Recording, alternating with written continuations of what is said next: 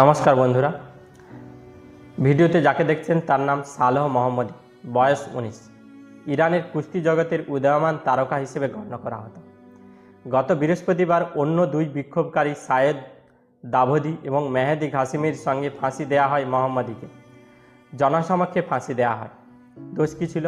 দোষ ছিল ইরান সরকারের বিরুদ্ধে মত প্রকাশ। বিক্ষোভ সমাবেশে অংশগ্রহণ করেছিল।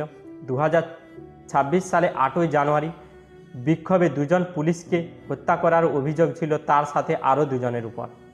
তাই কোম শহরে জনতার উপস্থিতিতে মোহাম্মদী সহ আরও দুজনের ফাঁসি দেওয়া হয়।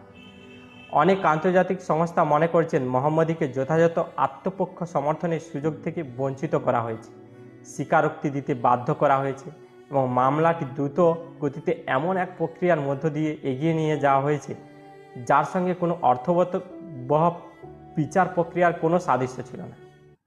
মোহাম্মদীর ঘটনাটি 2020 সালে বিক্ষোভের সময় একজন নিরাপত্তারক্ষীকে হত্যার দায়ে দোষী সাব্যস্ত হওয়ার পর মৃত্যুদণ্ডপ্রাপ্ত কুস্তিগির নাভিদ আফকারির মামলার কথা মনে করিয়ে দেয়।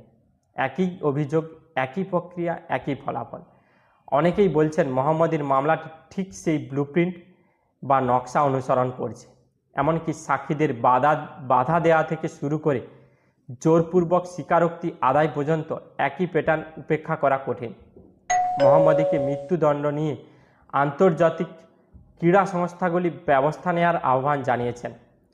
ইরানকে অবশ্যই আন্তর্জাতিক প্রতিযোগিতা থেকে নিষিদ্ধ করতে হবে যতক্ষণ না তারা বিক্ষোভকারী ও ক্রীড়াবিদদের মৃত্যুদণ্ড বন্ধ করে প্রহসনমূলক এই বিচার ব্যবস্থার মাধ্যমে। আপনাদের কি মতামত কমেন্টে জানাবেন অবশ্যই।